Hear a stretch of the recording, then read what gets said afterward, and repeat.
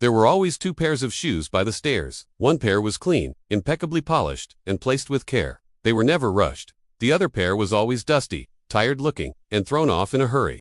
The clean pair belonged to Abu. The messy ones belonged to Haris. Every morning, Abu would sit on the bottom step, adjusting his shoes carefully before leaving for the day. And every morning, Haris would bolt past him, a whirlwind of motion. "Late ho rahahun." Haris would shout over his shoulder, meaning, "I'm getting late." Abu would just smile, a gentle, knowing smile, and call back, "Shoes say di rag diakaro." You should keep your shoes straight. Haris never did. There was never enough time.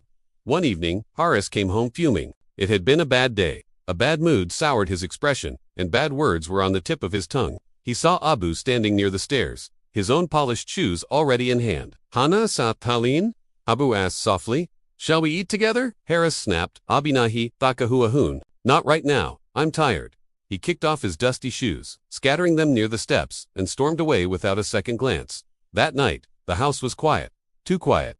The usual sounds of Abu shuffling around, the soft murmur of the television, were all absent. The next morning, Haris woke up late, his alarm having failed him. He rushed downstairs, his mind already racing through the excuses he'd give at work, and then he stopped.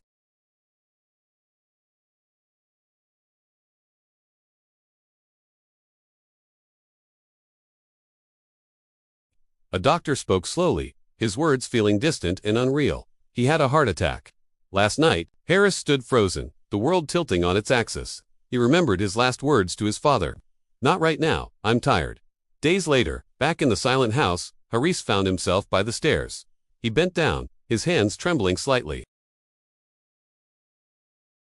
He took a cloth and wiped away the dirt, the grime, the hurried journeys. Then, he placed them neatly, perfectly aligned, right beside Abu's, for the very first time. Now, every day, Haris arranges both pairs of shoes. One pair, he wears. The other, he never will. Because some lessons, the most important ones, come far too late, and some shoes are left behind, not just as a memory, but to teach us how to finally slow down, long after there's no one left to wait for us. Thank you for watching. If this story touched you, please consider sharing it. Sometimes, the simplest reminders can make the biggest difference.